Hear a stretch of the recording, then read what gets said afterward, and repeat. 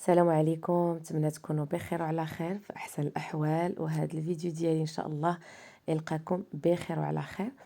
هاد الوصفات طلبتوني عليهم بزاف بزاف في الانستغرام، اللي فايت لي شاركتهم معكم، واللي هما وصفات طبيعيه وصحيه 100%. تبعوا معايا الفيديو حتى الاخر. غندوزو مباشره للتحضير ديال الوصفه، وبالنسبه للمقادير غادي نخلي لكم كلشي مسجل مورا هذا الفيديو. اذا غادي نبداو بالكيك ديال الزرع، الدقيق ديال القمح. ما استعملت فيه صراحه لا زبده لا سكر لا دقيق ابيض كيف ما كتشوفوا. غادي نبدا باول حاجه. غادي ناخذ واحد الخلاط كهربائي، غندير فيه البيض، الحليب وزيت الزيتون،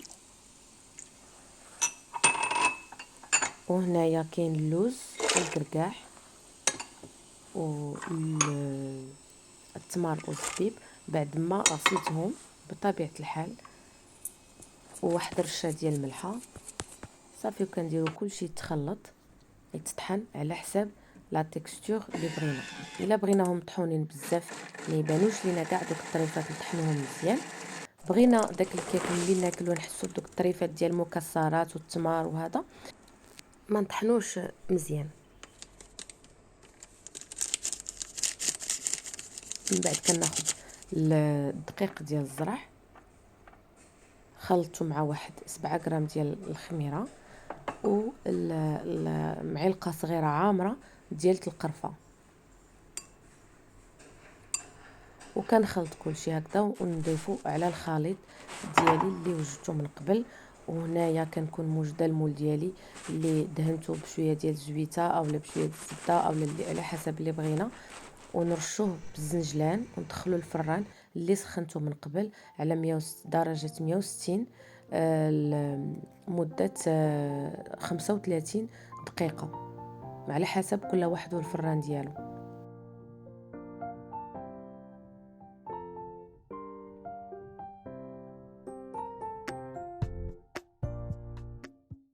وغادي ندوزو للوصفه الثانيه اللي هي كيك ديال الباربا.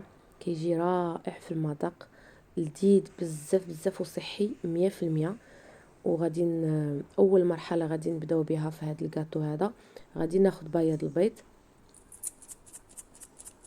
وغادي نضيف له واحد رشه ديال الملحه، وغنطربوه مزيان حتى نحصلوا على الشكل ديال بياض الثلج بحال هكذا.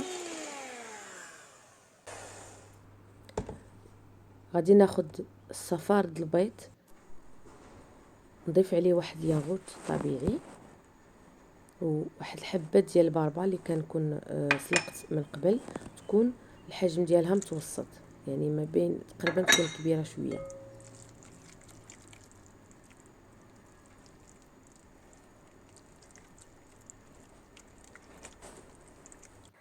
صافي، هنايا غادي ناخذ الباربا وغادي نضيفها على لو بلون دوف،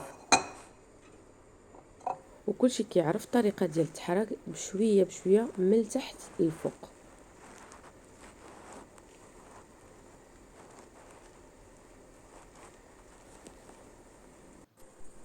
هنايا عندي الكاكاو والدقيق الذره وخماره، غادي نغربلهم مزيان باش ما يبقاو لياش دوك الحبيبات ديال الكاكاو، وغنضيفهم على الخليط. في هذا الاثناء كنكون كندوب الشكلاط في حمام مريم او في البان ماري شوكولا نواغ، يعني النوعيه ديال الشكلاط اللي استعملت هي شكلاط 72% ديال الكاكاو.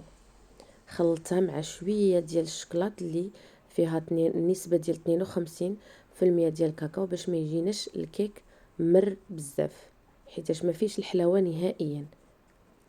صافي، كناخذ داك الشكلاط كنضيفو على الخليط ديالي، كنعاود نحرك بشويه بشويه بحال هذا الشكل هذا.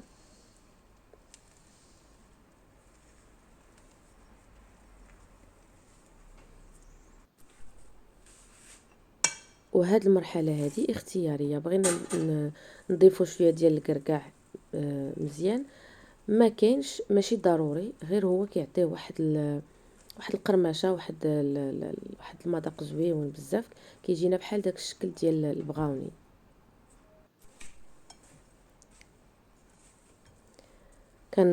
نفرغ الخليط ديالي في المول اللي ملبساه بالبابي سولفوريزي، والفران فايت لي سخنته على درجه الحراره 170 المده ما بين 30 حتى ل 35 درجه، وكيبقى هادشي على حسب الفران ديال كل واحد. بالنسبه للشكلاط، انا ملي ذوبت الشكلاط خليت واحد الكميه اللي غادي ندهن بها الكيك ملي غادي نخرجو من الفران. كنكون محتفظه بواحد الكميه ديال الشكلاط اللي كنت فايت لي ذوبت، وكندهن بها الوجه ديال الكيك بهاد الطريقه هذه. والتزيين كيبقى حسب الرغبه ديال كل واحد.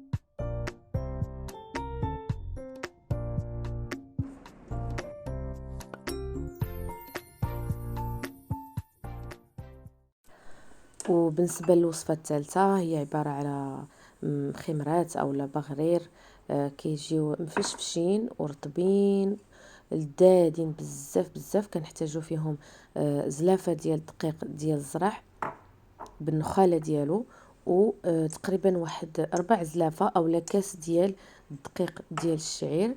كنضيف الملحه، وكندير واحد معلقه متوسطه ديال خميره ديال الخبز حبيبات. وهنايا اختاريت ندير شويه ديال النبك مطحون، دقيق ديال النبك، وجوج ديال البيضات.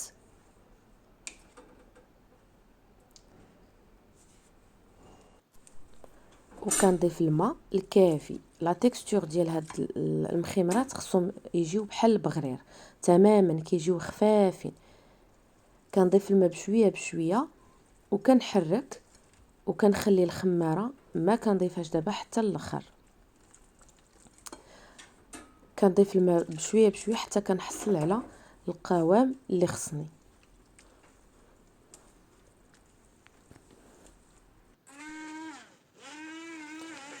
وبمساعده ديال الخلاط كهربائي غادي نبدا نطحن هاد الخليط هذا حتى كنحصل على لا تيكستور اللي بغيت.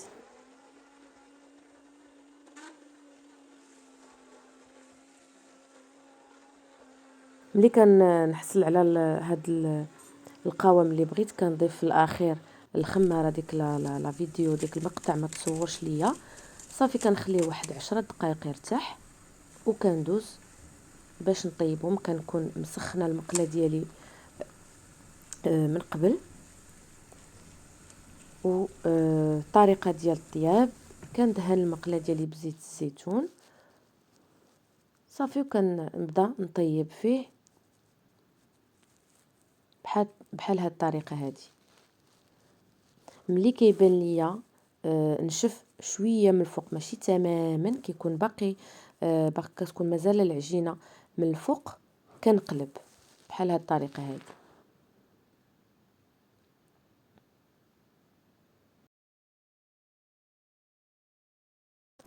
كيجيو رائعين. نتمنى هاد الوصفات ينالوا الاعجاب ديالكم، وتجربوهم ان شاء الله في ديوركم، وتردوا عليا في التعاليق. نخليكم حتى الفيديو الجاي ان شاء الله باذن الله. بسلام عليكم.